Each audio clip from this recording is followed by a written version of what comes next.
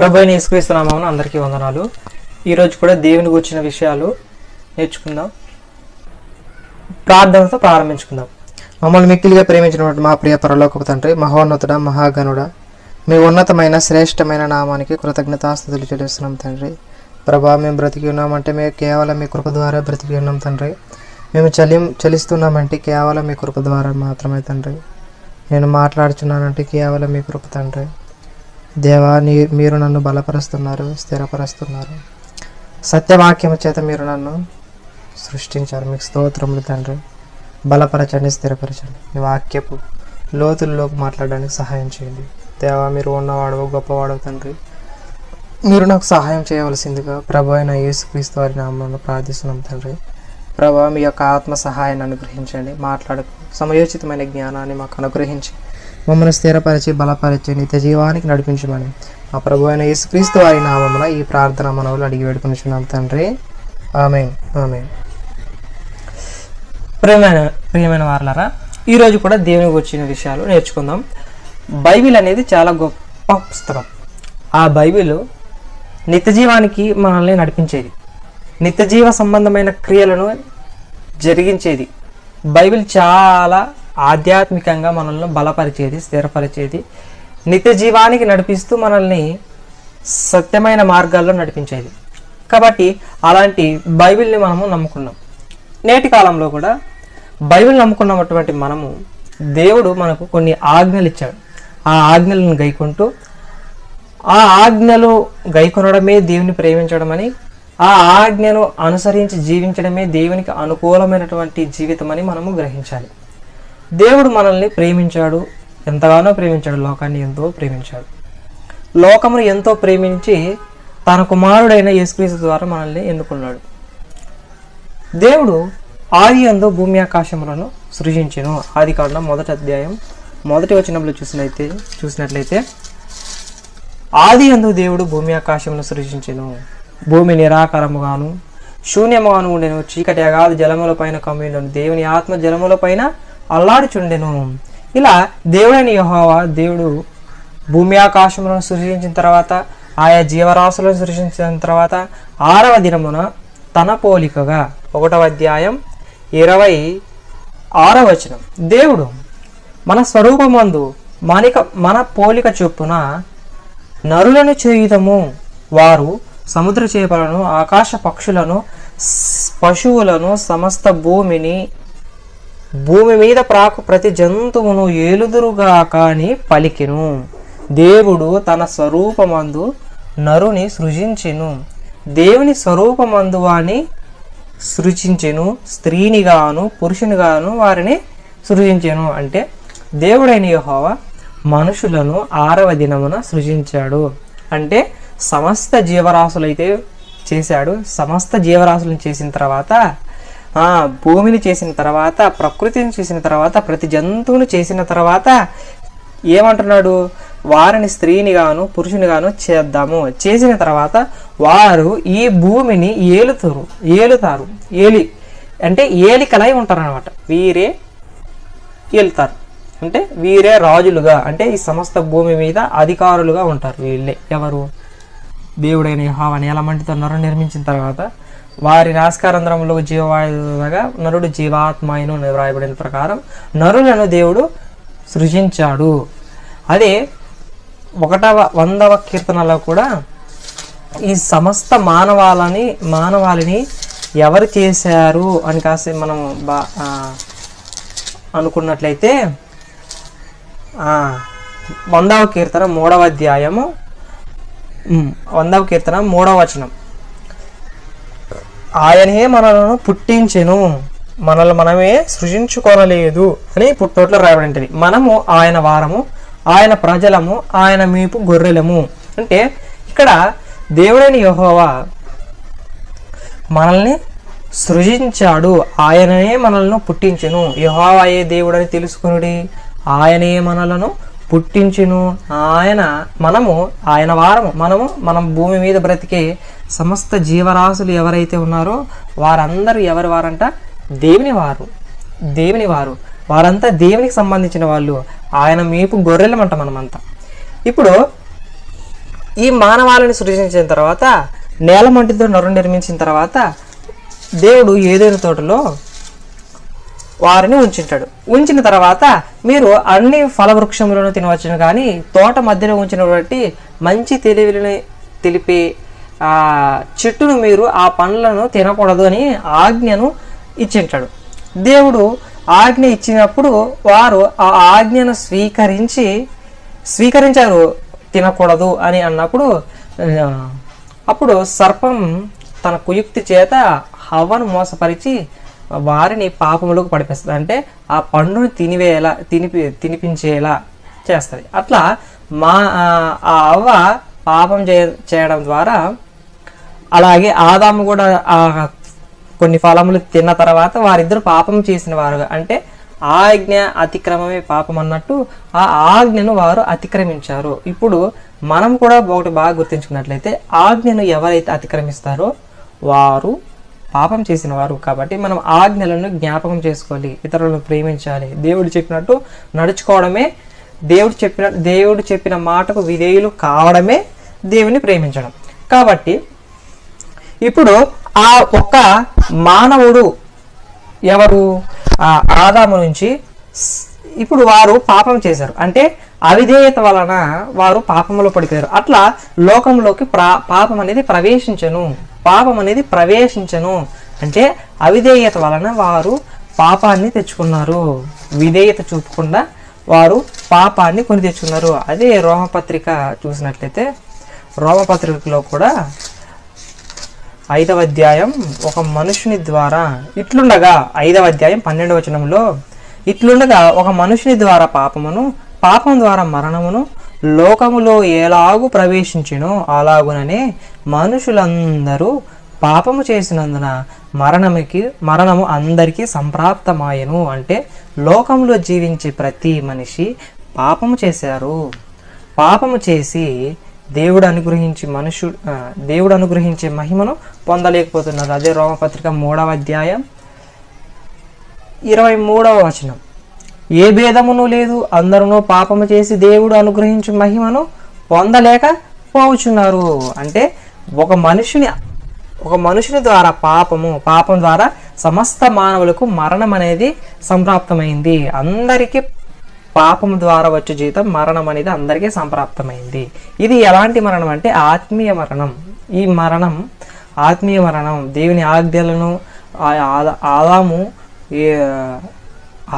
వారు చేసిన పాపమే నిశ్చయముగా శత్రువులు అన్నప్పుడు వారు అక్కడే చనిపోలేదు, కానీ వాళ్ళు చనిపోలేదంటే వారు ఆత్మీయంగా చనిపోతారు, దేవునితో ఎడబాటు వస్తుంది. కాబట్టి ఇప్పుడు మనం తెలుసుకునే విషయాలు ఏంటంటే భూమి మీద ప్రతి ఒక్కరు కూడా పాపము చేసి దేవుడు అనుగ్రహించే మహిమను పొందలేకపోతున్నారు. అలాగే కొరింథీ పత్రికలో కూడా మనం చూసినట్లయితే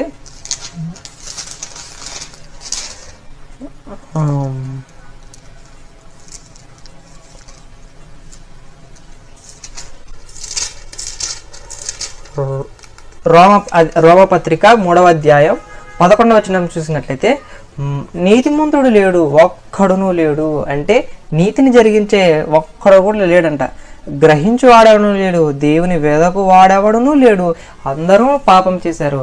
భూమి మీద సమస్త మానవాళిని సృజించిన తర్వాత దేవుడైన యెహోవా నేను వీరిని ఎందుకు చేశాను, వీరందరూ తమ హృదయాలోచనలో తప్పిపోచున్నారు, వీరందరూ పాపం చేశారు, వీరు నా దగ్గరికి రావాలన్నా కూడా వారికి పాపం నిలిచింది, కాబట్టి ఈ పాపాన్ని తీసివేయాలి, ఈ పాపానికి పరిహారం చెందించాలి అన్నప్పుడు దేవుడైన యెహోవా ఈ నేల మట్టితో నరుని నిర్మించిన తర్వాత ఆదికాండం 6వ అధ్యాయంలో తన సంతాపాన్ని తెలియజేస్తాడు అనమాట. మానవులందరూ తప్పు చేస్తున్నారు. 5వ వచనం, నరుల చెడుతనం భూమి మీద గొప్పదనియు వారి హృదయము యొక్క తలంపులలోని ఊహంతయు ఎల్లప్పుడూ కేవలం చెడ్డదని యెహోవా చూచి తాను భూమి మీద నరులను చేసినందుకు యెహోవా సంతాపమునుంది తన హృదయములో నొచ్చుకొనెను. అంటే దేవుడైన యెహోవా మనల్ని సృజించినందుకు తానే సంతాపడుతున్నాడంట. ఈ మనుషుల్ని ఎందుకు తయారు చేశాను, ఎందుకు చేశాను వీళ్ళని? ఒక మట్టి కుమ్మరి కుండం చేసిన తర్వాత కుండ బాగానే ఉంది కానీ తనకు మంచి ఫలాలు ఇవ్వనందువల్ల ఈ ఫలములు ఇవ్వని కుండ వల్ల ఏంటి ప్రయోజనం, నేను చేసి ఏంటి లాభము అని కాసి తనకు తాను ప్రశ్నించుకుంటున్నాడు అనమాట. అంటే ఇప్పుడు సమస్త మానవాళి పాపములో పడిపోయారు. సమస్త మానవులు అందరూ, ప్రజలందరూ దేవుడు అనుగ్రహించే మహిమను పొందలేక ప్రతి ఒక్కరూ పాపమును చేశారు. ఏలైనగా సమస్త మానవులు పాపము చేశారు. అదే రోమపత్రికలో కూడా మనం చూసినట్లయితే రోమపత్రిక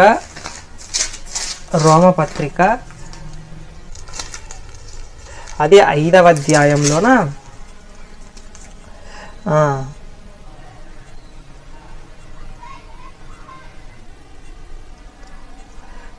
ఏలైనగా 5వ అధ్యాయం 17 వచ్చిన ఏలైనగా ధర్మశాస్త్రం వచ్చిన కనుక పాపము లోకములో ఉండేను కానీ ధర్మశాస్త్రం లేని పాపము ఆరోపింపబడదు.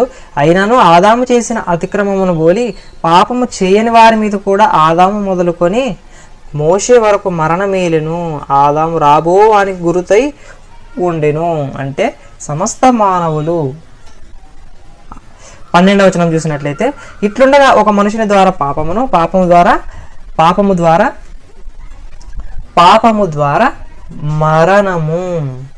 ద్వారా మరణమును ఎలాగూ ప్రవేశించినో అలాగునని మనుషులందరూ పాపము చేసినందున మరణము అందరికీ సంప్రాప్తమైన. అంటే మనుషులందరూ ఈ భూమి మీద చెడిపోయారు. ఎవ్వరూ నీతిమంతుడు ఒక్కడును లేడు, గ్రహించువాడెవడును లేడు, దేవుని వెదకువాడెవడును లేడు అని తన సంతాపాన్ని తెలియజేస్తున్నాడు దేవుడు. ఆయన మనల్ని గురించి చింతించేవాడై ఉన్నాడంట. 1వ పేతురు రాసిన పత్రిక చూసినట్లయితే పేతురు రాసిన మొదటి పత్రిక 5వ అధ్యాయం 7వ వచనంలో చూసినట్లయితే ఆయన మిమ్మల్ని గురించి చింతించుచున్నాడు, అంటే లక్ష్యం చేయుచున్నాడు కనుక మీ చింత యావత్తు ఆయన మీద వేయుడే. అంటే మనం పాపం చేస్తున్నా కూడా ఆయన దృష్టి మనల మీదే ఉందంట. ఆయన నరులను చేసినందుకు చింతించుచున్నాడంట, పశ్చాత్తాపడుతున్నాడంట. పశ్చాత్తాపము అంటే సంతాపం నుంచున్నాడంట, ఎందుకు చేశాను అని కసి. ఇప్పుడు ఈ చెడిపోయిన సమస్త మానవాళి నిమిత్తం తన కుమారుడైన యేసుక్రీస్తు వారిని ఈ సమస్త పాపములను తీసివేయడానికి యేసుక్రీస్తును భూమి మీదకు పంపించాడు. యేసుక్రీస్తును భూమి మీదకి పంపించిన తర్వాత ఆయన సమస్త మార్గాలను చెప్తున్నాడు అనమాట. మీరు మారు మనసు పొందండి, మారు మనసుకు తగిన ఫలాలు ఫలించండి అని తన చెప్తున్నాడు. పత్రికల్లో చెప్తున్నాడు అనమాట, స్వార్థల్లో మనకు తెలియజేయడం జరుగుతుంది అనమాట. మీరు మారు మనసు పొందండి, పాప క్షమాపణ పొందండి అని కాసి సమస్త మానవాళిని హెచ్చరిస్తూ ఆ స్వస్థతలు చేస్తూ 1వ అధ్యాయం మార్కు స్వార్థ 1వ అధ్యాయము 15వ వచనం చూసినట్లయితే కాలము సంపూర్ణమై ఉన్నది, దేవుని రాజ్యం సమీపించి ఉన్నది. 14వ వచనం కూడా చదువుకుందాం. యోహాను చెరబట్టబడిన తర్వాత యేసు కాలము సంపూర్ణమై ఉన్నది, దేవుని రాజ్యం సమీపించి ఉన్నది, మారు మనసు పొంది సువార్తను నమ్ముడని చెప్పుచు దేవుని సువార్తను ప్రకటించుచు గలిలియకు వచ్చెను. అంటే యేసుక్రీస్తు వారు కూడా తనను పంపించినటువంటి దేవుడైన యెహోవా పనిని చేస్తూ మీరు మారు మనసు పొందండి, దేవుని నమ్మండి, మారు మనసు పొంది సువార్తను నమ్మండి, దేవుని రాజ్యం సమీపించినది కాబట్టి మీరు మారు మనసుకు తగిన ఫలాలు ఫలించండి అంటూ యేసుక్రీస్తు వారు కూడా చెప్తున్నాడు. అందరూ మారు మనసు పొందండి అని చెప్తున్నాడు. అలా చెబుతూ తన ప్రసంగాలను అనేక అద్భుతమైన కార్యములను, తన అనేకమైనటువంటి అద్భుత కార్యములను, ఆశ్చర్య కార్యములను, మృతులను కూడా సజీవులుగా చేస్తూ ఆయన తన సువార్తను చెప్తున్నాడంట. మీరందరూ మారు మనసు తగిన ఫలాలు ఫలించండి అని చెప్తున్నాడు అనమాట. అలా దేవుడు యేసుక్రీస్తు ద్వారా మనల్ని ఎన్నుకోవాలని జగత్తు పునాది వేయబడక మునిపే మనల్ని యేసుక్రీస్తులో ఎన్నుకున్నాడని ఎఫెసీ పత్రికలో మనం చూస్తాం. అంటే యేసుక్రీస్తు వారు కూడా ఈ లోకంలోకి వచ్చిన తర్వాత ఆయన అద్భుత కార్యములు, ఆశ్చర్య కార్యములు చేసి జనులు మారు మనసు పొందే విధంగా చేస్తాడనమాట. అంటే మీరు మారు మనసు తగిన ఫలాలు ఫలించండి, మీరు తగిన ఫలాలు ఫలించడం వలన తండ్రి అయిన దేవుడు మహిమపరచబడతాడు కాబట్టి మీరు మారు మనసు పొందండి అని చెప్తాడనమాట. అంటే 21వ అధ్యాయం యోహాను సువార్తలో చూస్తే యేసు చేసిన కార్యములు ఇంకనూ అనేకములు కలవు. అంటే తాను భూమి మీద జరిగించినటువంటి పని అంతటిలో ఆయన చేసిన కార్యములు అనేకములు కలవంట. వాటిలో ప్రతిదాన్ని వివరించి వ్రాసిన ఎడల అట్లు వ్రాయబడిన గ్రంథములకు భూలోకమైనను చాలదని నాకు తూచుచున్నది. భక్తుడైన యోహాను రాస్తూ ఏమంటున్నాడంటే, యేసుక్రీస్తు చేసిన కార్యములు అత్యంత అద్భుతమైనవి, వాటన్నిటిని నేను రాయలేకపోయాను. ఒకవేళ రాస్తే అలాంటి గ్రంథం భూలోకంలోనైనను చాలదంట. అలాంటి గొప్ప సంగతులను బయలుపరిచాడు అనమాట యేసుక్రీస్తు వారు. అలా యేసుక్రీస్తు వారిని భూమి మీదకి పంపించి సమస్త మానవాళి నిమిత్తం నువ్వు నీ ప్రాణాన్ని అప్పచెప్పాలి అని కాసన్నప్పుడు తండ్రి మాటను స్వీకరించి ఆయన యేసుక్రీస్తు వారు ఈ లోకానికి వచ్చి తన శిలువలో మరణించి మనందరికీ పాపక్షమాపణలను అనుగ్రహించాడు. అంటే తాను భూమి మీదకి వచ్చినప్పుడు సమస్త పనిని చేసిన తర్వాత మరణించాడు, శిలువ వేశాడు. 17వ అధ్యాయం, అదే యోహాను సువార్త 17వ అధ్యాయం 4వ వచనం చూసినట్లయితే, చేయుటకు నీవు నాకు ఇచ్చిన పని నేను సంపూర్ణముగా నెరవేర్చి భూమి మీద నిన్ను మహిమపరిచితిని. అంటే యేసుక్రీస్తు వారు ఈ లోకంలో జన్మించిన తర్వాత ఆయన చేసిన పనంతటిని సంపూర్ణంగా నెరవేర్చాడంట. అంటే తనను పంపించినటువంటి తండ్రి అయిన దేవుడు తనకు చెప్పినటువంటి ఆ సంగతులన్నీ భూలోకమంతటా ప్రచారం చేసి తాను పాపుల కొరకు మరణించి 3వ దినాన లేచాడు అనమాట మరలా. అంటే తండ్రి చిత్తాన్ని నెరవేర్చిన కుమారుడుగా ఇక్కడ యేసుక్రీస్తు వారిని చూస్తున్నాం. ఇప్పుడు ఆయన మరణించిన తర్వాత 3వ దినమున లేచాడు. లేచిన తర్వాత ఇప్పుడు నా ద్వారానే మీకు నిత్య జీవం. అందుకనే 14వ అధ్యాయం 6వ వచనంలో ఏమంటాడంటే, నేనే మార్గమును సత్యమును జీవమునై ఉన్నాను, నా ద్వారానే తండ్రి యొద్దకు వచ్చేది అని కాసి చెప్తున్నాను అనమాట. కాబట్టి ఇప్పుడు నేను యేసుక్రీస్తు వారు తిరిగి లేచారు. తిరిగి లేచిన తర్వాత శిష్యులకు వెళుతూ ఒక ఆజ్ఞ అనేది ఇచ్చిపోతాను అనమాట. ఆ ఆజ్ఞ ఏంటంటే, మార్కు సువార్త 16వ అధ్యాయం 15వ వచనం చూసినట్లయితే, మీరు సర్వలోకమునకు వెళ్ళి సర్వ సృష్టికి సువార్తను ప్రకటించుడి. ఈరోజు మనం తెలుసుకునే అంశం ఏంటంటే, సర్వలోకమునకు వెళ్ళి సువార్తను ప్రకటించండి అని యేసుక్రీస్తు వారు ఆజ్ఞను 12 మంది శిష్యులకు అప్పగించారు. అలా 12 మంది శిష్యులు కూడా మనకు కూడా అప్పగించారు. మీరు నమ్మిన దానిని, మీరు విశ్వసించిన దానిని ఇతరులకు తెలియజేయండి అని దేవుడు తన ప్రణాళికను అందరి ద్వారా వ్యాపించాలని, యేసుక్రీస్తు సమస్త మానవాళికి ప్రకటించాలని కోరుకున్నాడు. అంటే యేసుక్రీస్తు వారు వెళుతూ ఒక ముఖ్యమైన ఆజ్ఞ ఇచ్చాడు. ఏంటంటే, మీరు సర్వలోకానికి వెళ్ళి సర్వ సృష్టికి సువార్తను ప్రకటించండి. ఇప్పుడు చెడిపోయిన లోకంలో, పడిపోయిన లోకంలో, యథార్థంగా బ్రతకలేని మనుషుల మధ్య లోకంలో బ్రతుకుతున్న పాపం బ్రతుకులో నుండి మనల్ని రక్షించేది యేసుక్రీస్తు వారు మాత్రమే అని మీరు సువార్త ప్రకటించండి. అసలు సువార్త అంటేనే ఏంటంటే 1 కొరింథీ 15వ అధ్యాయం 3వ వచనం చూసినట్లయితే, నాకు ఇయ్యబడిన ఉపదేశమును మొదట మీకు అప్పగించదు. అదేమనగా, లేఖనముల ప్రకారం క్రీస్తు మన పాపముల నిమిత్తం మృతి పొందెను. లేఖనముల ప్రకారం క్రీస్తు మన పాపముల నిమిత్తము మృతి పొందెను, సమాధి చేయబడను, లేఖనముల ప్రకారము 3వ దినమున లేపబడెను. అంటే యేసుక్రీస్తు వారు ఎందుకు వచ్చారంటే, పాపమైన మనల్ని రక్షించడానికి ఈ లోకానికి వచ్చాడు. ఈ లోకానికి రావడమే కాకుండా తన రక్తాన్ని మనకు ధారపోసాడు. ఆయన రక్తం ద్వారానే మనకు పవిత్రత, పరిశుద్ధత, యథార్థత అనే లక్షణాలు మనం పొందుకుంటాం. అంటే ఇప్పుడు యేసుక్రీస్తు వారు ఇచ్చిన ఆజ్ఞ ఏంటంటే, మీరు సర్వలోకానికి వెళ్ళండి, సర్వసృష్టికి సువార్తను ప్రకటించండి అని చెప్పాడు. ఎవరికి? అపోస్తలులకు. అపోస్తలులు కూడా, పౌలు వారు కూడా, నాకు ఇయ్యబడిన ఉపదేశం మీకు అప్పగించింది. ఏంటది? లేఖనముల ప్రకారం ప్రభు అయిన యేసుక్రీస్తు వారు మన నిమిత్తం, పాపుల నిమిత్తం మృతి పొందాను.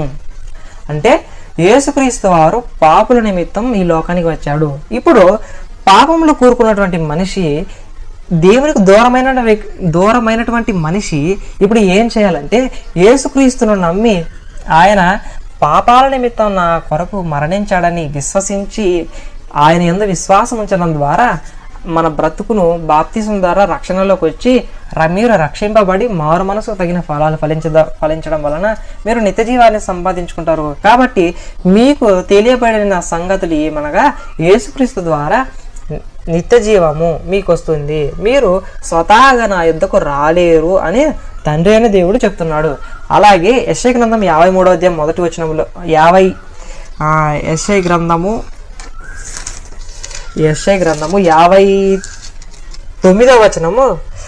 59వ వచనము 1వ వచనం చూసినట్లయితే ఈ నశించిపోయిన నరకానికి పాత్రులైన వారిని, అంటే నాశన కుమారులు అంటే నాశన పుత్రుడు అంటే నాశనానికి ఏర్పరచబడిన మిమ్మలను రక్షించాలని ఉన్నాడు. కానీ మనకు ఏం అడ్డం వస్తున్నాయంటే రక్షింపనేరకై ఉన్నట్లు యెహోవా హస్తము కురచకాలేదంట.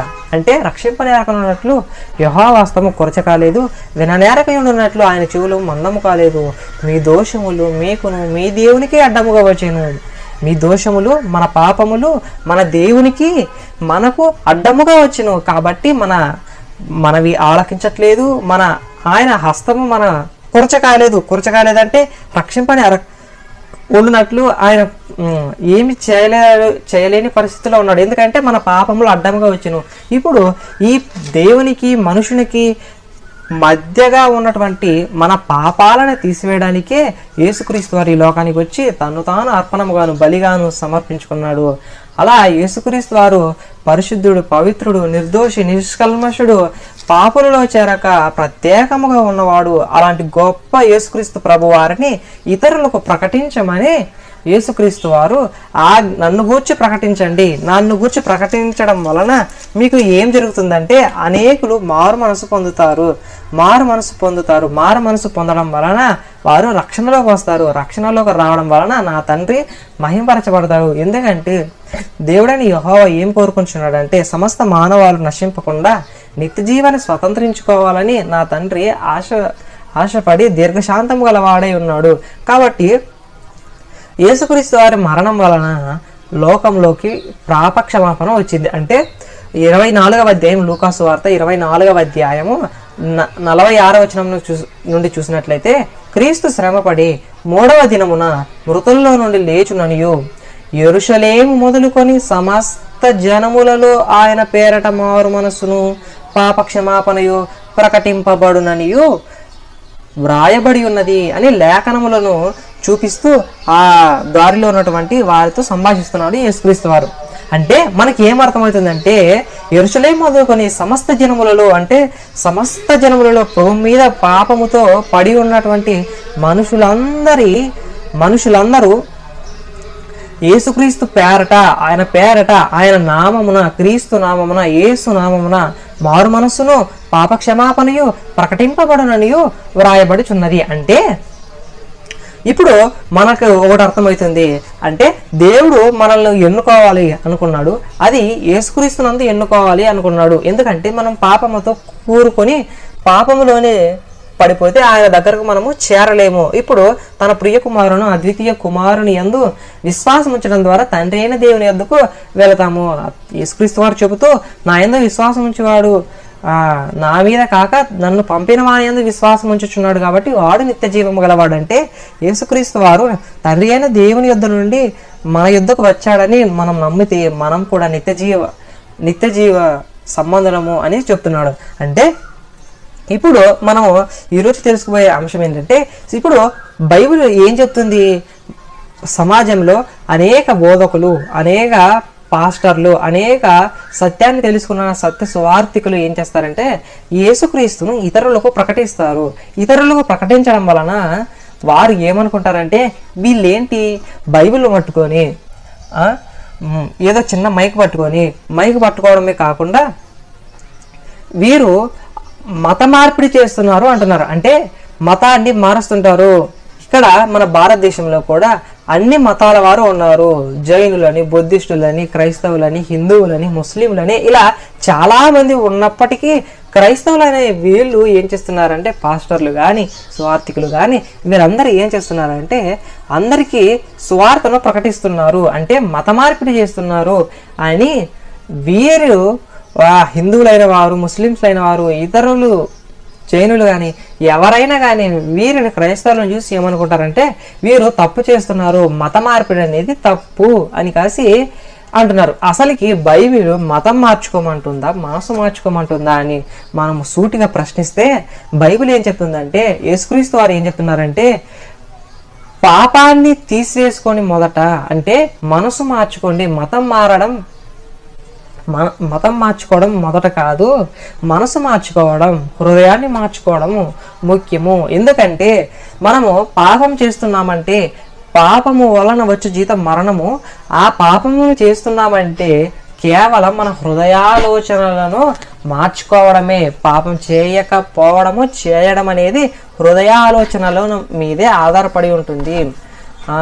యేసుక్రీస్తు వారు చెప్తూ మత్తయి సువార్త 5వ అధ్యాయంలోన 27వ వచనంలో, విచారం చేయవద్దని చెప్పబడిన మాట మీరు విన్నారు కదా, నేను మీతో చెప్పున్నదేమనగా, ఒక స్త్రీని మొహపు చూపుతూ చూచు ప్రతివాడు అప్పుడే తన హృదయమందు ఆమెతో వ్యభిచారం చేసిన వాడగును. అంటే మనకి ఏమర్థమవుతుంది ఇక్కడ అంటే, హృదయమందు ఆమెతో వ్యభిచారం చేసిన వాడగును అంటే, ఒక స్త్రీతో వ్యభిచారం చేయాలన్నా, ఒక స్త్రీతో జారత్వం చేయాలన్నా మొదట హృదయం అనేది కేంద్ర స్థానమై ఉన్నది. కాబట్టి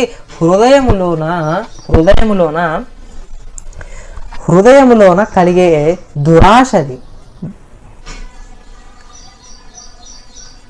విచిత్రమైన కోరిక అన్నమాట. దేవుడు మనుషులను ఎన్నుకున్నాడు కాబట్టి ఇప్పుడు పాపం జరిగేది మొదట హృదయములోనే. హృదయము అన్నిటికంటే మోసకరమే కాబట్టి పాపము జరిగేది హృదయంలోనే. కాబట్టి ఆ హృదయాన్ని మార్చాలనుకున్నాడు ప్రభు. మతం మార్చుకోమని చెప్పడం లేదు, మతం మార్చుకోమని యేసుక్రీస్తు వారు ఎక్కడ చెప్పలేదు. కాబట్టి హృదయాన్ని మార్చుకోండి మొదట. హృదయంలోనే సమస్త దురాశ, కల్మషము, మత్సరము ఇవన్నీ కూడా ఉంటాయి. మార్కు స్వార్త 7వ అధ్యాయం 21వ వచనంలో చూస్తే 20వ వచనంలో చూస్తే, మనుషుని లోపల నుండి బయలు వెలునది మనుషుని అపవిత్రపరచును. లోపల నుండి అనగా మనుషుల హృదయములో నుండి దురాలోచనలు, జారత్వములను, దొంగతనములను, నరహత్యలను, వ్యభిచారములను, లోభములను, చెడుతనములను, కృత్రిమమును, కామ వికారమును, మత్సరమును, దేవదూషణయు, అహంభావమును, అవివేకమును వచ్చును. ఈ చెడ్డవనియు లోపల నుండి బయలు వెళ్ళి మనుషుని అపవిత్రపరచునని ఆయన చెప్పెను. అంటే హృదయములో నుండే సమస్త కీడు అనేది బయటకు వస్తుంది. హృదయానికి మొదట మందు వేయాలనుకున్నాడు యేసుక్రీస్తు వారు. కాబట్టి వ్యభిచారం మందు పట్టబడిన ఒక స్త్రీ యేసుక్రీస్తు దగ్గరకు వచ్చినప్పుడు ఆమెను రాళ్లతో కొట్టి చంపాలనుకుంటారు అందరూ. అప్పుడు యేసుక్రీస్తు వారు చెప్పిన సంగతి ఏంటంటే, ఆమెను రాళ్లతో కొట్టేదానికంటే ముందు మీలో పాపము చేయని వాడు మొదటగా ఆమె మీద రాయి వేయాలని అంటాడు. అంటే అప్పుడు యేసుక్రీస్తు వారు, పాపము లేనివాడు ఎవడో వాడు మాత్రమే మొదట ఆమె మీద రాయి వేయాలని అనుకుంటాడు. రాయి వేయాలనుకుంటారు కానీ అందరూ మనస్సాక్షి చేత గద్దింపబడిన వారై హృదయంలో పాపం ఉంచుకున్నవారుగా మనకు కనబడతారు. అంటే హృదయంలోనే సమస్త కీడులు, సమస్త దురాలోచనలు, సమస్తమైనటువంటి ద్వేషములు, జారత్వములు, దొంగతనములు ఇవన్నీ కూడా ఎక్కడి నుంచి వస్తాయంటే హృదయంలో నుండే వస్తాయి. అంటే ఇప్పుడు ఇశ్రాయేలీయులను, సమస్త మానవులను దేవుడు రక్షించాలనుకున్నాడు. అది ఒక్క యేసుక్రీస్తు వలననే రక్షించాలనుకున్నాడు. ఎందుకంటే వారు సమస్తమైన ఆలోచనలలో మాత్రమే చెడిపోతున్నారని యేసుక్రీస్తు వారు చెప్తున్నారనమాట. దేవుని వాక్యం చెప్తుందనమాట. హెబ్రీ పత్రిక 3వ అధ్యాయం 10వ వచనంలో చూసినట్లయితే, కావున నేను ఆ తరము వారి వలన విసిగి వీరెల్లప్పుడూ తమ హృదయాలోచనలు తప్పిపోచున్నారు, నా మార్గములను తెలుసుకొనలేదు. కాబట్టి యేసుక్రీస్తు వారు ఈ లోకానికి రావడం ముఖ్య ఉద్దేశం ఏంటంటే పాపులను రక్షించడానికి క్రీస్తు యేసు లోకమునకు వచ్చెను. కాబట్టి యేసుక్రీస్తు వారు ఈ లోకానికి రావడం ముఖ్య ఉద్దేశం ఏంటంటే పాపాల నుంచి మనల్ని రక్షించడానికి, పాపాల నుండి మనల్ని రక్షించడానికి. అంటే పాపం అనే మురికి గుడ్డలు వేసుకున్న మనల్ని తన వాక్యం సబ్బుతో కడుక్కోవాలని, వాక్యాన్ని హృదయంలో ఉంచి వాక్యానుసారంగా నడవటం వలన మీరు పాపాన్ని జయిస్తారు. పాపాన్ని జయించడమే కాకుండా మీరు నిత్య జీవానికి వారసులు అవుతారు, నా తండ్రి చేత ఆశీర్వదింపబడిన వారు అవుతారు. కాబట్టి నిత్య జీవం రావాలంటే మొదటగా మనకి ఉండాల్సింది పరిశుద్ధత, యథార్థత, మంచి లక్షణాలు, ప్రేమ. యేసుక్రీస్తు వారు ఎలాంటి లక్షణాలు అయితే కలిగి ఉన్నాడో అలాంటి గొప్ప లక్షణాలను మనం కూడా కలిగి జీవించాలి. అలా యేసుక్రీస్తు వారు నిత్యము తండ్రి అయిన దేవుని కృతజ్ఞతాస్తుతులు చెల్లిస్తూ భయభక్తులు కలిగి ఉన్నాడనమాట యేసుక్రీస్తు వారు. అలా యేసుక్రీస్తు వారిని పోలి జీవించమన్నాడు తండ్రి అయిన దేవుడు. అలా దేవుడు మనల్ని కాపాడాలనుకున్నాడు.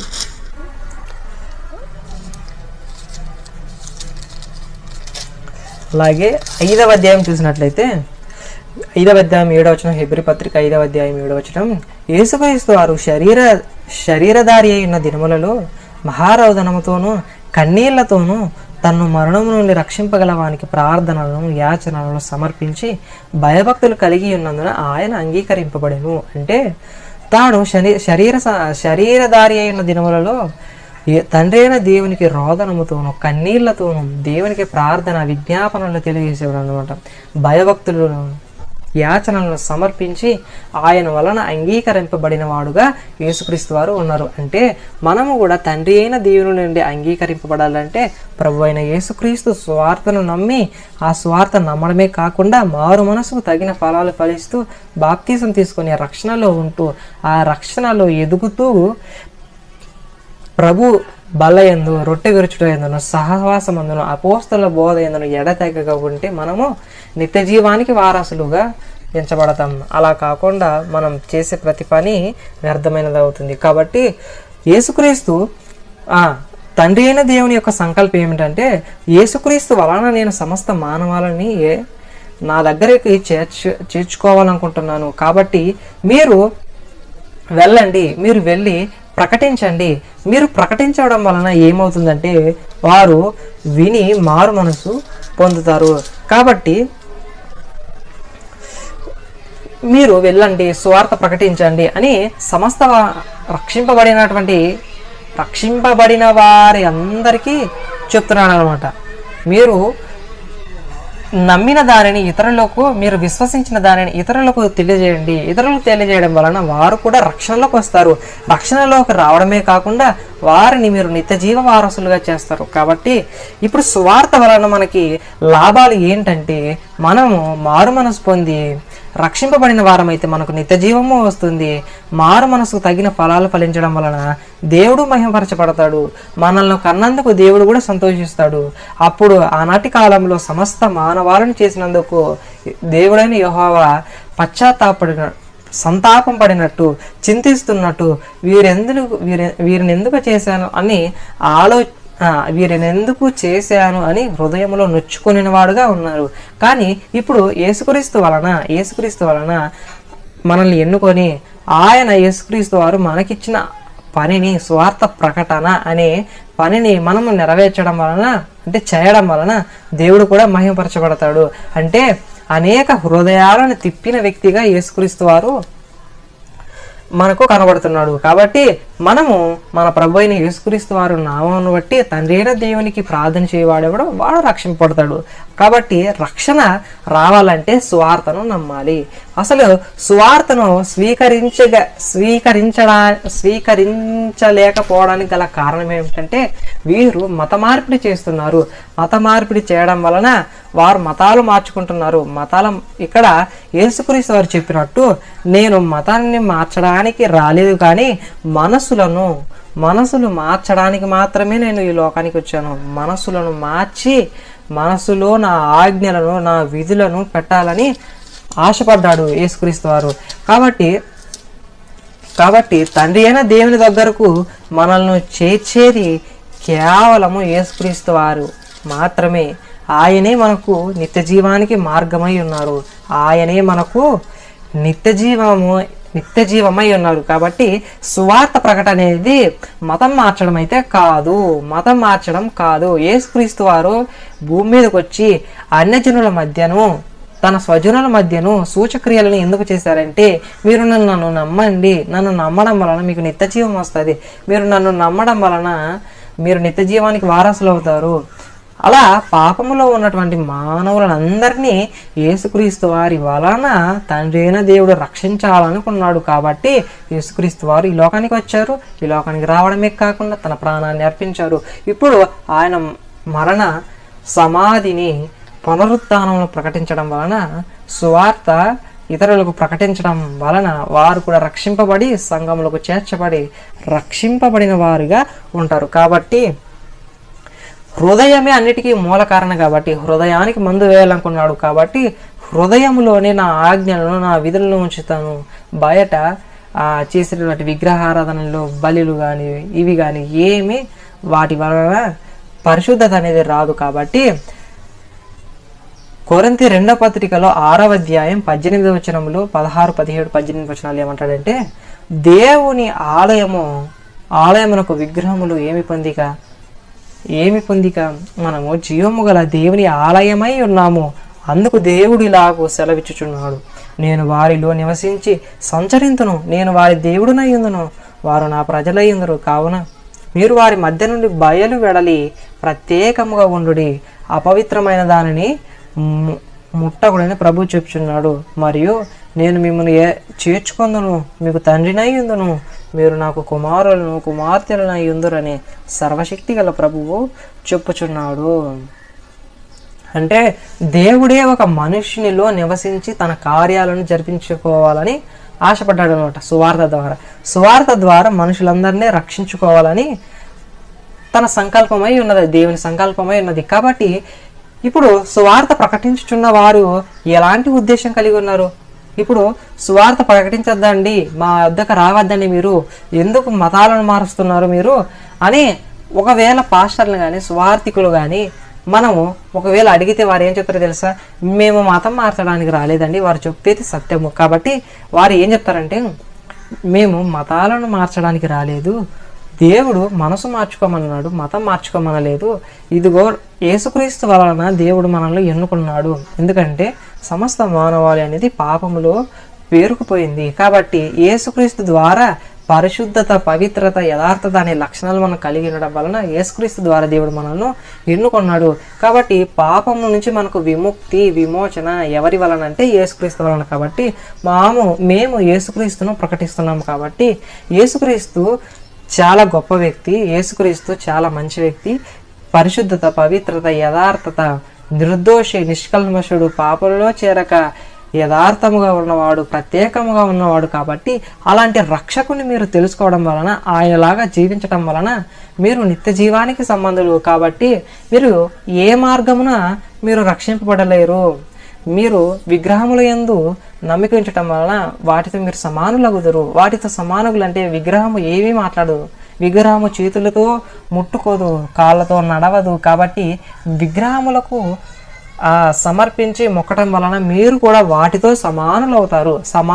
సమానులంటే మీరు వాటితో సమానులంటే మీరు కూడా మోగలాంటి వాళ్ళే, మీరు కూడా మాటలు రాని వారే, మీరు కూడా చెవిటి వాళ్ళే, మీరు కూడా నడవలేని కుంటి వారే, మీరు కూడా చేతులు లేని చెవిటి వాళ్ళే అని కాసి అర్థమవుతుంది. కాబట్టి అలాంటి విగ్రహంలో ఎందుకు మీరు నమ్మకం ఉంచడం వలన మీకు నిత్య జీవం రాదు.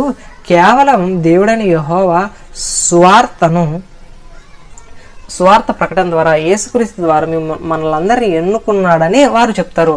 అంటే సువార్త ప్రకటన అనేది మతం మార్చడం కాదు, దేవుని ఏర్పాటు. యేసుక్రీస్తు వలన మనకు నిత్య జీవము వస్తుంది. కాబట్టి మీరు మనసు మార్చుకోండి, యేసుక్రీస్తుని నమ్మండి అని వాళ్ళు ప్రకటిస్తారు. అయినా ప్రకటింపకుంటే ఇప్పుడు సమస్త దేశములోను ప్రపంచంలోనూ ప్రతి ఒక్కటి ప్రకటన చేస్తేనే తెలియబడేది. రాజ్యాంగం కూడా మనకు ఏం చెప్తుందంటే, మీరు నమ్మిన సిద్ధాంతాన్ని, మీరు నమ్మిన విశ్వాసాన్ని, మీరు నమ్ముకున్న నిజదేవుణ్ణి ప్రకటించుకోండి అని స్వేచ్ఛ, స్వతంత్రపు హక్కుని ఇచ్చింది. మత స్వేచ్ఛ హక్కుని ఇచ్చింది. ఆర్టికల్ 25, 24, 23 ప్రకరణముల ప్రకారం, వచనాల ప్రకారము మీరు మీ దేవుణ్ణి ప్రకటించుకోవచ్చు, మీకు నచ్చిన మతాన్ని స్వీకరించవచ్చు. మతాన్ని 18 ఏళ్ళ తర్వాత ప్రతి ఒక్కరు కూడా తమ మతాన్ని, ఇష్టమైన మతాన్ని స్వీకరించవచ్చు. అంటే మత స్వేచ్ఛ అనేది రాజ్యాంగం బాబాసాహెబ్ అంబేద్కర్ ద్వారా మనకు అనుగ్రహింపబడింది. కాబట్టి దేవుడు కూడా మతం మారడం వలన పాపం అనేది వెళ్ళిపోదు. కేవలం మనసు మార్చుకొని మారు మనసు పొంది, మారు మనసుకు తగిన ఫలాలు అంటే మంచి ప్రవర్తన కలిగి జీవించటం వలన మీరు ఆ పాపాన్ని తొలగించుకుంటారు. కాబట్టి నిత్య జీవానికి వెళ్ళాలంటే యేసుక్రీస్తు వారే మార్గం. కాబట్టి ఆ యేసుక్రీస్తు వారు నిత్యము ప్రకటింపబడాలి. అలా వినని వారు, సువార్త వినని వారు కూడా రక్షింపబడాలి. అందుకనే ఇప్పుడు వారు ప్రకటించకపోతే ఎలా ప్రచురణ జరుగుతుంది? లోకంలో కూడా ఆయా కంపెనీలు ప్రచురణ చేస్తాయి. ఇదిగో ఈ కోల్గేట్లో మంచి లక్షణాలు ఉన్నాయి, మీ పళ్ళను తెలుపు చేస్తుంది. కాబట్టి ఆ తెలుపు చేయడమే కాకుండా మీ పళ్ళకు దృఢత్వాన్ని కలగజేస్తుంది. కాబట్టి మా యొక్క కోల్గేట్ నమ్మండి అని కాసి వారు ప్రచురణ చేస్తారు. ప్రచురణ అంటే ఏమి? ప్రకటన చేస్తారు. ప్రకటన చేయడం వలన మనకు తెలుస్తుంది. తెలియబడటం వలన మనం ఆలోచిస్తాం, ఇది ఏంటి కొత్తగా బ్రాండ్, మంచి కంపెనీ కదా, ఈ కంపెనీ వాళ్ళు మంచి మూలికల ద్వారా మనకు మన ఆరోగ్యానికి మంచిది చేస్తున్నారు. కాబట్టి మనము దానిని ఆలోచించి స్వీకరించి ఆ కోల్గేట్ను కొనుక్కొని మనం రోజువారీ జీవితంలో వాడుకుంటాం. అంటే ప్రచురణ జరగందే కూడా ఏది బయలుపరచబడదు. ప్రచురణ జరగకుండా ఏది కూడా బయటపడదు. అంటే ప్రచురణ జరిగితేనే ఆ యొక్క విషయాలు ఇతరులకు తెలుస్తాయి. ఇప్పుడు ప్రచురణ జరగాలన్నా ప్రకటించేవారు వెళ్ళాలి. ప్రకటించేవారు వెళ్ళకుండా ప్రచురణ జరగదు. అంటే ప్రచురణ జరగాలని, ప్రకటించాలని సువార్థికులను దేవుడు బోధకులుగాను, కొంతమందిని అపోస్తలుగాను ఎన్నుకున్నాడు. కాబట్టి ఇప్పుడు దేవుడు కూడా అంటున్నాడు, రోమపత్రిక 10వ అధ్యాయము 14వ వచనంలో, వారు విశ్వసింపని వానికి ఎట్లు ప్రార్థన చేయుదురు? విశ్వసింపని వానికి ఎట్లు ప్రార్థన చేయరు? అంటే ప్రార్థన చేయాలంటే విశ్వసించాలి, విశ్వాసం కలిగి ప్రార్థించాలి. వినని వారిని ఎట్లు విశ్వసించుదురు? అంటే యేసుక్రీస్తు మీకు తెలియదబ్బా, యేసుక్రీస్తు ద్వారా మనల్ని దేవుడు ఎన్నుకున్నాడు అని మేము ప్రకటిస్తున్నాం అంటే మీరు ఏం చేయాలి? వినాలి. ఆ వినిన వార్త మంచిదా చెడ్డదా అని మీకు ఆలోచించే స్వభావం ఉంది. కాబట్టి మీరు ఆలోచించి వీరు చెప్పేది నిజమే, నిత్య జీవానికి మార్గమై ఉన్నది యేసుక్రీస్తు వారు మాత్రమే అని అంగీకరించాలి. అంటే వినని వారిని ఎట్లు విశ్వసించుదురు? అంటే యేసుక్రీస్తు వారిని ప్రకటించడం వలన ఏం జరుగుతుందంటే వారు సమస్త మానవులు, అన్యజనులు, సమస్త ప్రజలు కూడా యేసుక్రీస్తుని గురించి వింటారు. వినడం వలన వారికి విశ్వాసం కలుగుతుంది. అవును, నేను పాపిని, నేను పాపములో ఇంతకాలం జీవిస్తున్నాను, నా పాపముల కొరకు ఎవరును తన ప్రాణాన్ని అర్పించేంతగా నా పాపముల కొరకు బలైన వ్యక్తి ఎవరునూ లేరు, ఒక్క యేసుక్రీస్తు తప్పని వారు విశ్వసిస్తారు. నా పాపాలు కూడా తీసివేసింది ఆయనే. కాబట్టి ఆయనను నేను అంగీకరించాలి, ఆయనను నేను స్వరక్షకునిగా అంగీకరించాలి. సువార్త ద్వారా నేను నమ్మాను, సువార్తను నమ్మటం వలన నేను రక్షణలోకి వస్తానని వారు వినటం వలన విశ్వసిస్తారు. అదే రోమపత్రిక 10వ అధ్యాయం 17వ వచనం చూస్తాం కదా. కాగా వినుట వలన విశ్వాసం కలుగును. వినుట వలన ఏం కలుగుతుందంట? విశ్వాసం కలుగుతుంది. విశ్వాసము ఎవరిని గూర్చి? వినుట క్రీస్తును గూర్చిన మాట వలన కలుగును. మీకు క్రీస్తును గూర్చిన మాట ప్రకటిస్తేనే మీకు మీ హృదయంలో విశ్వాసం అనేది కలుగుతుంది. అలా కాకుండా వేరే విధంగా ఏమి చెప్పినా కూడా ప్రలోభాలకు గురి చేస్తున్న వారి స్వార్థ కూడా దేవుడు పట్టించుకోవడం అనమాట. అంటే మీరు నమ్ముకోండి, మీకు ఇది జరుగుతుంది, మీరు యేసుక్రీస్తు నమ్ముకోండి, మీకు స్వస్థత జరుగుతుంది, మీ ఆరోగ్యం బాగవుతుంది, మీరు యేసుక్రీస్తు నమ్ముకోండి, మీ ఆస్తి తరగనంతదిగా పెద్దదిగా మారుతుంది, మీరు యేసుక్రీస్తు నమ్ముకోండి, మీ ఉద్యోగం వస్తుంది, మీరు యేసుక్రీస్తు నమ్ముకోండి, మీరు వ్యాపారాలలో లాభం పొందుతారు అని ఇలాంటి శరీర సంబంధమైన బోధ అపోస్తలులు ఎన్నటికీ చేయలేదు. వారు మొదటగా విశ్వాసం అనేది ఆత్మ సంబంధమైనది. మీరు వినటం అనేది ఆత్మ సంబంధంగా వినాలి.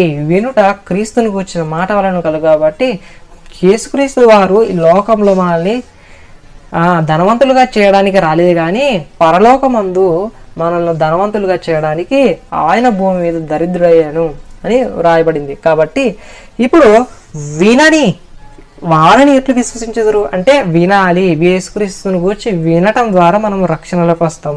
ప్రకటించువాడు లేకుండా వారెట్లు విందురు అంటే ప్రకటించువాడు లేకుండా వారెట్లు విందురు అంటే మీరు యేసుక్రీస్తు నందు నిత్య జీవం గల వారై ఉండాలంటే, పరలోకానికి వెళ్ళాలంటే, నిజ దేవుణ్ణి తెలుసుకోవాలంటే ఇప్పుడు మీకు అవసరమైనది ఏంటంటే సమస్త జనులకు, సమస్త మానవాళికి, అన్యజనులకు, ఇట్లా క్రైస్తవులకు మొదటగా అందరికీ తెలియబడే సంగతి ఏంటంటే ప్రకటించువాడు మొదటిగా కావాలి. ప్రకటించాలి.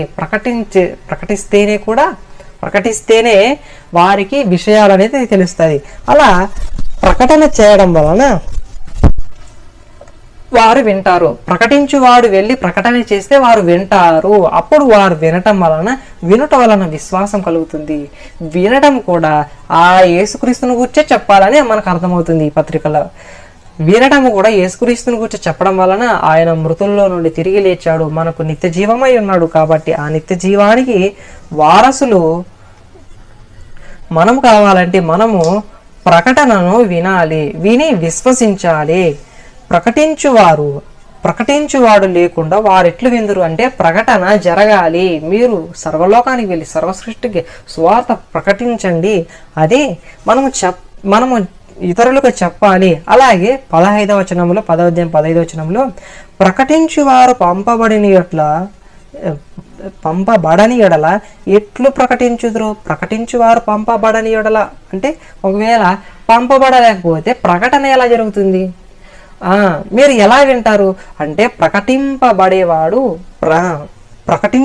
పంపబడాలి అంటే ప్రకటించే వారిని ప్రోత్సహించాలి. క్రైస్తవులైన వారు ప్రకటించే వారిని ప్రోత్సహించి మీరు వెళ్ళండి, సర్వలోకానికి వెళ్ళి దేవుని గూర్చిన విషయాలు, మారు మనసు గూర్చిన విషయాలు, సర్వసృష్టికి మీరు వెళ్ళి స్వార్థను ప్రకటించండి అని వారిని గూర్చి మనము చెప్పాలి. అంటే మనకేమర్థమవుతుంది? ఇప్పుడు మనము కూడా ప్రకటించేది మీరు నాశనానికి వెళ్ళండి, మీరు చెడిపోండి, మీరు ఒకరిని మోసం చేస్తూ ఒకరిని చంపైనా కూడా మీరు గొప్పగా బ్రతకండి అని ఏ ఒక్కరు కూడా చెప్పరండి. మీరు మారు మనసు పొందండి, మారు మనసుకు తగిన ఫలాలు ఫలించండి, ప్రేమ కలిగి జీవించండి, దయ కలిగి జీవించండి. ప్రభు అయిన యేసుక్రీస్తు వారు భూమి మీద దీన మనస్సు కలిగి నిత్య జీవం కొరకు పోరాడారు. కాబట్టి దేవుడు యేసుక్రీస్తు ద్వారా మనల్ని ఎన్నుకున్నాడు. యేసుక్రీస్తు వారు కూడా దేవునికి ప్రార్థన చేశారు. అలాగే మనం కూడా యేసుక్రీస్తు ద్వారా నిత్యత్వంలోకి వెళ్ళడం జరుగుతుంది. కాబట్టి మనం కూడా ప్రకటించువారు పంపబడాలి. పంపబడితే వారు ప్రకటిస్తారు, ప్రకటిస్తే వారు వింటారు, వింటే వారు వినటం వలన విశ్వాసం కలుగుతుంది. కాబట్టి వారు విశ్వసిస్తారు. విశ్వసించేది ఎవరిని గురించి? యేసుక్రీస్తుని గురించి. కాబట్టి ఇదంతా సువార్త ఎందుకు జరగాలి? బైబిల్ మతం మార్చుకోమంటుందా, మనసు మార్చుకోమంటుందా అంటే బైబిల్ ఎల్లప్పుడూ మనసే మార్చుకోమంటుంది, కానీ మనసు మార్చుకోమని, మతం మార్చుకోమని అప్పుడు చెప్పలేదు. కాబట్టి మనసు మార్చుకోవడం ముఖ్యము. కాబట్టి నిత్యము మనం భయభక్తులు కలిగి జీవించాలి. అలాగే వారు ప్రకటించేది కూడా ఎలాంటి విషయాలు? 15వ వచనం, ఇందు విషయమై ఉత్తమమైన వాటిని గూర్చిన సువార్త ప్రకటించు వారి పాదములు ఎంతో సుందరమైనవి. అంటే మనం ప్రకటించేది ఉత్తమమైన వాటిని. ఎలాంటివి? ఉత్తమమైన వాటి. ఉత్తమమైనది ఏంటి? నిత్య జీవానికి యేసుక్రీస్తు వారు రక్షణకర్త అయి ఉన్నారు. యేసుక్రీస్తు వల్లనే మీకు నిత్య జీవము అనేది ఉత్తమమైనది. ఉత్తమమైనవి సువార్త ప్రకటించు వారి పాదములు ఎంతో సుందరములై ఉన్నవంట. అంటే అలాంటి ప్రకటించు వారి పాదములు దేవుని దృష్టికి విలువగలవి, వారి పాదములు సుందరములైనవని చెప్తున్నాడు దేవుడు అని వ్రాయబడినది. అయినను అందరూ సువార్తకు లోబడలేదు. కాబట్టి ఇప్పుడు కూడా సువార్థికులు, దేవుని నమ్మిన వారు, బోధకులు, పరిచారకులు వీరు ఏం చేస్తారంటే సువార్తను ప్రకటిస్తారు. వారి ఆశ మేరకు సువార్తను, దేవుని ఆజ్ఞ మేరకు సువార్తను ప్రకటిస్తారు. ప్రకటించిన తర్వాత అందరూ సువార్తకు లోబడతారంటే అందరూ సువార్తకు లోబడరు. ప్రభువా, మేము తెలియజేసిన సమాచారం ఎవడు నమ్మెను అని యెషయా ద్వారా చెప్పిన ప్రవచనము చెప్పుచున్నాడు కదా. అంటే మేము తెలియజేసిన సమాచారం అంటే యేసుక్రీస్తుని వారిని కూర్చున్న సమాచారం వారికి తెలియజేసిన వారు ఎంత మాత్రము విశ్వసింపుకున్నారు, వారు ఎంత మాత్రము వెనుక ఉన్నారు. కాబట్టి మనము నిత్య జీవము గల వారమై ఉండాలి అంటే యేసుక్రీస్తునందే. చాలామంది నిన్ననే ఎవరో తెలంగాణ రాష్ట్రంలో ఆదిలాబాద్ జిల్లాలో మీరు పాస్టర్లైన వారు మీరు మతం మార్చితే మీ గుండెల్లోకి బుల్లెట్లు దింపుతామని కాసి అంటారన్నమాట వారు. ఇప్పుడు వారు అతని పేరేమో నాకు కూడా తెలియదు, కానీ ఆయన ఏమన్నాడంటే పాస్టర్లు మీరు మతం మారిస్తే మీ గుండెల్లోకి బుల్లెట్లు దింపుతామని కాసి అన్నారు. అసలుకి ఆలోచించాల్సిన విషయం ఏంటంటే అసలు వీరు మతం మారుస్తున్నారా, మనసులు మార్చుతున్నారా అని ఆలోచించాలి మొదటగా. కాబట్టి పాస్టర్లైన వారు, బోధకులైన వారు మనసు మారుస్తున్నారా, మతం మారుస్తున్నారా అని అన్యులైన వారు ఆలోచించాలి. ఆలోచించి వారికి తగినట్టుగా నడుచుకోవాలి. కాబట్టి యేసుక్రీస్తును కూర్చున్నటువంటి విషయాలు ఇతరులకు ప్రకటించాలి. ఆయన వెళుతూ మనకు ఒక బాధ్యతను అప్పగించి వెళ్ళాడనమాట. మీరు వెళ్ళి సర్వ సృష్టికి సువార్తను ప్రకటించండి అని. అంటే స్వార్థ ప్రకటన జరగాలి. స్వార్థ ప్రకటించడం వలనే మనుషులందరూ మారు మనసు పొంది నిత్య జీవాన్ని స్వతంత్రించుకుంటారు. కాబట్టి యేసుక్రీస్తు వారు కూడా సమస్త అన్యజనులకు, సమస్త మానవాళికి మారు మనసు పొందండి సువార్తను ప్రకటించాడు. దేవుని వచ్చిన సువార్తను ప్రకటించాడు. ప్రకటించడం వలన ఆనాడు యూదులు కానీ, చాలామంది అధికారులు కానీ, ప్రధాన యాజకులు కానీ వారందరూ మారు మనసు పొంది బాప్తీసం తీసుకున్నారు. కాబట్టి యేసుక్రీస్తు వారు వెళుతూ నా యొక్క మరణాన్ని గూర్చి ఇతరులకు ప్రకటించండి. ఇతరులకు ప్రకటించడం వలన వారు మారు మనసు పొందుతారు. మారు మనసుకు తగిన ఫలాలు ఫలిస్తారు. ఫలించడమే కాకుండా వారికి పాప క్షమాపణ దొరుకుతుంది. పాప క్షమాపణ దొరకటం వలన వారు నిత్య జీవాన్ని స్వతంత్రించుకుంటారు. కాబట్టి నిత్య జీవం అనేది చాలా ప్రాముఖ్యమైనది. కాబట్టి లోకంలో చాలామంది చనిపోతారు. వారు చనిపోయిన తర్వాత వారు ఎక్కడికి వెళ్తారో వారికి తెలియదు అనమాట. కాబట్టి మనము నశించిపోతున్న వారిని గురించి ప్రార్థించాలి. ఇప్పుడు మనం రక్షింపబడిన వారు దేవుని గూర్చిన, క్రీస్తుని గూర్చిన సువార్తను ఇతరులకు ప్రకటించాలి. ఇతరులకు ప్రకటించడం వలన మనము దేవుని సువార్తకు లోబడి ఆయనను ప్రకటించిన వారముగా మనము కనబడతాం. దేవుణ్ణి ఇతరులకు ప్రకటించడం వలన మనము నిత్య జీవ వారసులు అవుతాము.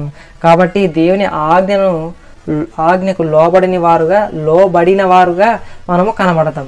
కాబట్టి మనము బైబిల్ ద్వారా ఇతరులకు సువార్త ప్రకటిస్తున్నాము అంటే మతం మారండి అని మనము చెప్పట్లేదు. మతం మారండి అని చెప్పట్లేదు.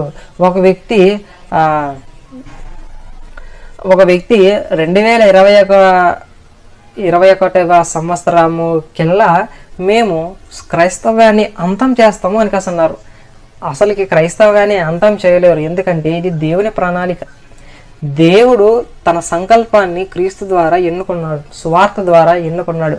కాబట్టి ఆ క్రైస్తవ్యాన్ని అంతము చేస్తామన్న వాళ్ళు కూడా ఇప్పుడు నోరు మూసుకున్నారు. ఎందుకంటే చాలామంది సువార్తకు లోబడి మారు మనసు పొంది మంచి ప్రవర్తన కలిగి, ప్రేమ కలిగి, దయ కలిగి, మంచి మారు మనస్సుకు తగిన ఫలాలు వాళ్ళు ఫలిస్తున్నారు. కాబట్టి వారు మేము మతం మారలేదు, మనసు మార్చుకొని ఉన్నామని ధైర్యంగా సాక్ష్యం ఇస్తున్నారు. కాబట్టి ఇప్పుడు మతం మారండి అని బైబిల్ ఎప్పుడు చెప్పరు.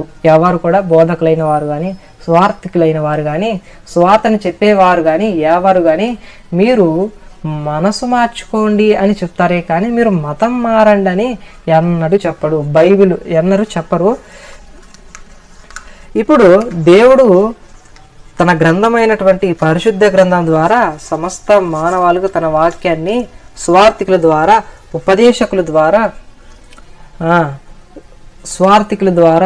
బోధకుల ద్వారా ఎన్నుకున్నాడు అనమాట. కాబట్టి ఇప్పుడు యేసుక్రీస్తు వారు మనకు వెళుతూ రొట్టె ద్రాక్షారసమును ప్రభు బలని ఇచ్చింది. ఎందుకంటే మీరు నన్ను జ్ఞాపకం చేసుకోండి, దీనిని అయోగ్యముగా చేయకండి, మీరు నేను వచ్చే వరకు నా మరణమును ప్రకటించేవారుగా ఉండాలని మనకు రొట్టె ద్రాక్షారసమును అప్పగించాడు అనమాట. కాబట్టి మనము ఇతరులకు సువార్త ప్రకటించాలి. కాబట్టి ఇతరులకు సువార్త ప్రకటించడం వలన అనేకులు మారు మనసు పొందుతారు.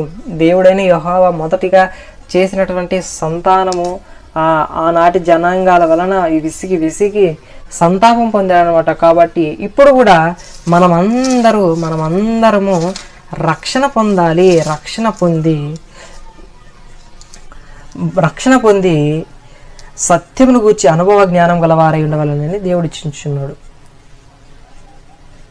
2వ అధ్యాయం 4వ వచనంలో, తిమోతి రాసిన మొదటి పత్రిక 2వ అధ్యాయం 4వ వచనంలో, ఆయన మనుషులందరూ అంటే దేవుడు మనుషులందరూ రక్షణ పొంది సత్యమును గూర్చిన అనుభవ జ్ఞానం గలవారై ఉండవాలని ఇచ్చయించుచున్నాడు.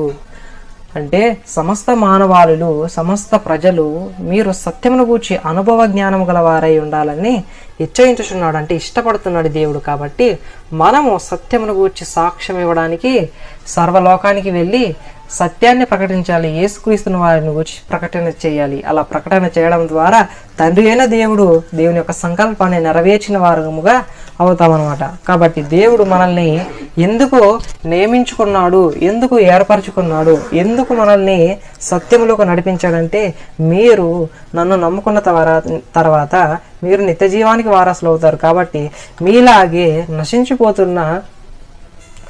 నశించిపోతున్నటువంటి మీ సహోదరులను చూసి వారికి సువార్తను ప్రకటించండి. సువార్తను ప్రకటించడం వలన వారు రక్షణలోకి వస్తారు, మారు మనసు పొందుతారు, మారు మనసుకు తగిన ఫలాలు ఫలిస్తారు, దీన మనసు కలిగి జీవిస్తారు, మంచి మనసు కలిగి జీవిస్తారు.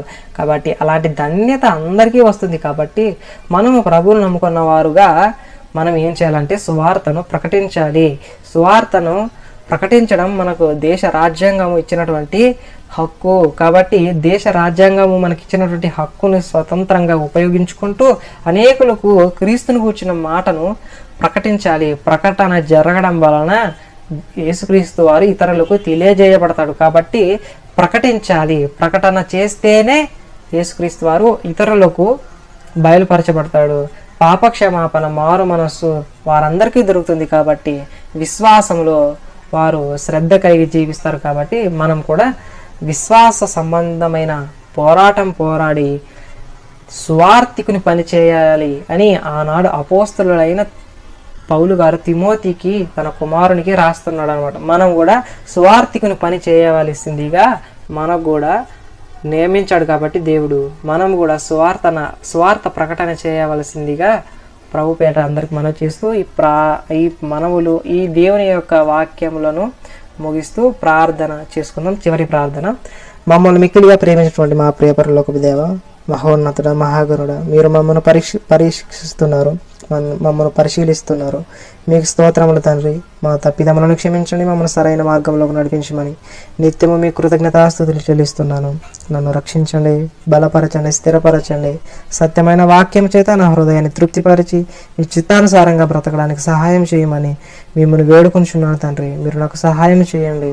సర్వసత్యములోకి అందరినీ నడిపించమని, అందరూ మారు మనసు పొంది ప్రేమ కలిగి జీవించడానికి సహాయం చేయమని, నా జీవితాన్ని మా బ్రతుకులను సరిచేయమని, సరిదిద్దుమని యేసుక్రీస్తు వారి నామమున ఈ ప్రార్థన మనవులు అడిగి వేడుకొంచు. ఈ ప్రార్థన మనవులు యేసుక్రీస్తు నామములో పొంది ఉన్నాము తండ్రి. ఆమెన్.